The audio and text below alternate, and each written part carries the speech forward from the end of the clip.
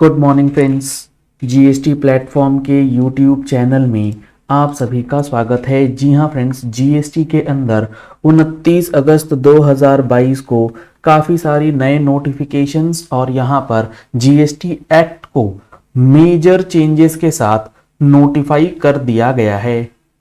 जुड़े रहिएगा इस वीडियो के एंड तक ताकि आपको भी ये चेंजेस और इसके अंदर जो ड्यू डेट्स एक्सटेंड करी गई हैं उसकी पूरी इंफॉर्मेशन अच्छे से समझ में आ जाए।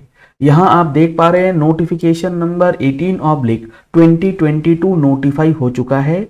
ये कहता है in exercise of the powers conferred by subsection 2 of section 1 and read with clause B of Finance Act 2022 the provisions of section 100 to section 114 except clause C of section 110 and section 111 shall come into force with effect from 1st October 2022। यानी कि 1 अक्टूबर 2022 से finance act 2022 का provision number 100 से लेके section number 114 तक 1 अक्टूबर से लागू होगा, सिवाय 110 और 111 सेक्शन के। अब सवाल है कि ये जो हमारा फाइनेंस एक्ट 2022 है उसके अंदर सेक्शन 100 से लेके सेक्शन 114 तक किस चीज की बात हो रही है। यहां आप देख पा रहे हैं सेक्शन 100 ये है फाइनेंस एक्ट 2022।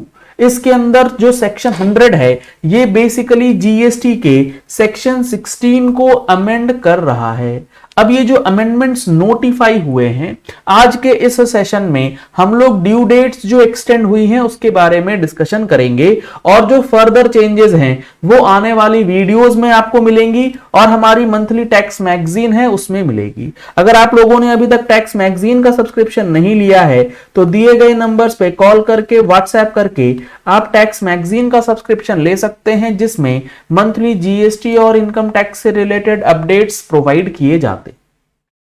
सबसे पहला एक्सटेंशन जो दिया गया है वो है सेक्शन 16 सब सेक्शन 4 के अंदर। जी हां फ्रेंड्स, फाइनेंशियल ईयर 21-22 के लिए जो आपको इनपुट टैक्स क्रेडिट क्लेम करना है उसकी लास्ट डेट अब एक्सटेंड हो चुकी है 30 नवंबर 2022 तक।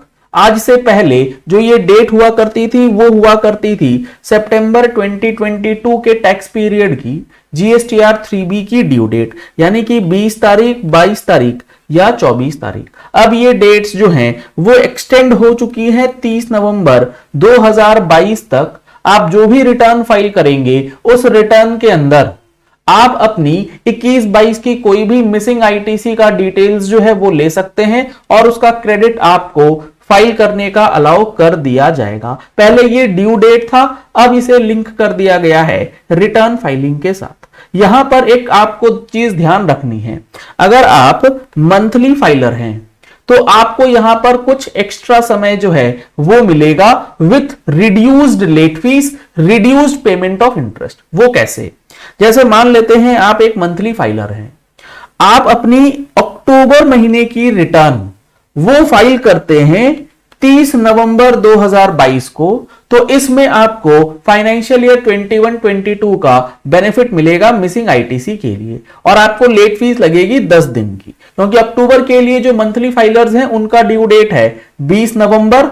आप उसे 30 नवंबर तक फाइल कर सकते हैं अगर आपका कोई मिसिंग आईटीसी है। लेकिन अगर आप लेट सपोज क्यूआरएमपी डीलर हैं तो क्यूआरएमपी डीलर के सामने एक समस्या ये आएगी कि जुलाई, अगस्त, सितंबर की जो आप जीएसटीआर 3B भरेंगे उसे अगर आप 30 नवंबर तक होल्ड पे रखते हैं, इसलिए क्योंकि आपका कोई इनपुट टैक्स क्रेडिट पेंडिंग है 21-22 से रिलेटेड, तो आपको मंथली के कंपैरिजन में क्वार्टरली वालों को थोड़ा सा ज्यादा लेट फीस और इंटरेस्ट का पेमेंट जो है वो करना होगा। लेकिन अगर आप सितंबर की रिटर्न अक्टूबर में ही फाइल कर देते हैं तो आपको उसका बेनिफिट मिलेगा, लेकिन 30 नवंबर का बेनिफिट नहीं मिल पाएगा। क्यों ऐसा होगा? क्योंकि क्यूआरएमपी डीलर अक्टूबर महीने की जो रिटर्न फाइल करेगा उसमें क्वार्टरली 3B का ऑप्शन तो मिलना ही नहीं है, वो तो दिसंबर के बाद खुलना है। तो यहां पर एक टेक्निकल इशू आ सकता है, थोड़ा सा आपको लेट फीस और इंटरेस्ट का अमाउंट जो है वो ज्यादा रहेगा छोटे टैक्स पेयर्स के लिए। लेकिन जो मंथली फाइलर्स हैं उनके लिए ये बेनिफिट जो है वो हो गया है। खैर जो भी है वो आपको 30 नवंबर 2022 तक अब इनपुट टैक्स क्रेडिट 16(4) के अंदर अलाउ कर दिया गया है। इसके बाद है सेक्शन 102। सेक्शन 102 के अंदर सेक्शन 34, जी हां फ्रेंड्स, जो हमारा क्रेडिट नोट और डेबिट नोट इशू करने की डेट होती थी वो भी सितंबर महीने की ड्यू डेट करती थी। अब यहां पर उस डेट को भी एक्सटेंड कर दिया गया है, यानी कि फाइनेंशियल ईयर 21-22 का अगर कोई भी क्रेडिट नोट या डेबिट नोट इशू करना पेंडिंग है या एडजस्ट करना पेंडिंग है तो वो अब 30 नवंबर 2022 तक किया जा सकेगा। ये डेट भी एक्सटेंड कर दी गई है। एक्सटेंड कर दी गई है कहने का मतलब है कि ये जो न्यू डेट्स हैं ये नोटिफाई हो चुकी हैं विद इफेक्ट फ्रॉम 1 अक्टूबर 2022। इसके बाद बात आती है सेक्शन 37 के अंदर जो बात करता है जीएसटीआर 1 में। जीएसटीआर 1 के अंदर जो आपको अमेंडमेंट करना है फाइनेंशियल ईयर 21-22 से रिलेटेड जो भी अमेंडमेंट करना होता है उसके लिए अमेंडमेंट करने की जो टाइम पीरियड है उसे भी सितंबर की जो ड्यू डेट है उसको हटा करके, यानी कि सितंबर की जो आप जीएसटीआर 3B एक्चुअली में फाइल करते हैं उस फाइलिंग डेट से हटा के डेट वहां मेंशन कर दिया गया है 30 नवंबर 2022।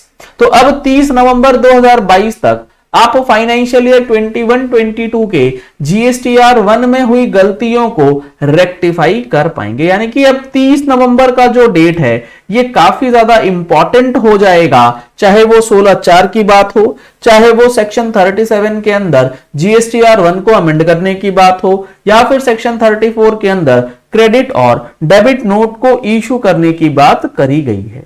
इसके साथ साथ सेक्शन 38 के अंदर भी अमेंडमेंट कर दिया गया है, जिसके बाद आपको इनपुट टैक्स क्रेडिट लेने के लिए और ज्यादा स्ट्रिंजेंट प्रोविजंस को फॉलो करना होगा, जिसका भी डिस्कशन हम लोग आने वाले दिन में अपने सेशंस के अंदर करने वाले हैं। तो अगर आपने अभी तक चैनल का सब्सक्रिप्शन नहीं कराया है तो नीचे रेड कलर का सब्सक्राइब बटन दिया गया है, उसे प्रेस कर लीजिएगा। साथ में जो बेल आइकन है उसे प्रेस कर लीजिएगा ताकि जैसे ही नई वीडियोस अपडेट हो आप तक उसकी इंफॉर्मेशन पहुंच जाए। ये बिल्कुल फ्री है, इसके कोई पैसे आपको नहीं देने होते हैं।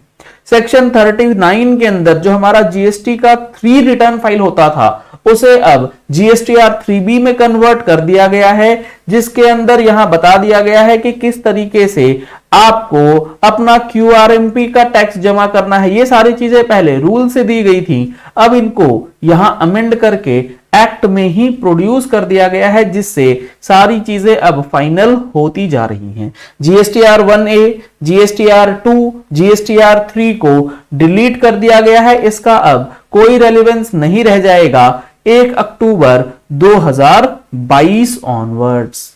तो ये कुछ चीजें हैं जो फाइनेंस एक्ट 2022 के अंदर ड्यू डेट से रिलेटेड है और जिसकी एक्सटेंशन जो है वो प्रोवाइड करी गई है विद इफेक्ट फ्रॉम 1 अक्टूबर 2022, जिसका बेनिफिट आप ले सकते हैं। चलिए इस वीडियो को यही एंड करते हैं। आशा करते हैं आपको ये चीजें क्लियर हो गई होंगी कि किस तरीके से इन ड्यू डेट्स का बेनिफिट लेना है। और टैक्स ऑडिट की एक्सटेंशन अभी तक नहीं आई है। अगर टैक्स ऑडिट में आपको क्लॉज 44 को रिपोर्ट जनरेट करने में परेशानी आती है तो क्लॉज 44 को जनरेट करने के लिए टैली से रिलेटेड टूल अगर आप परचेज करना चाहते हैं तो दिए गए नंबर्स पे कॉल कर सकते हैं। Thank you and have a nice day.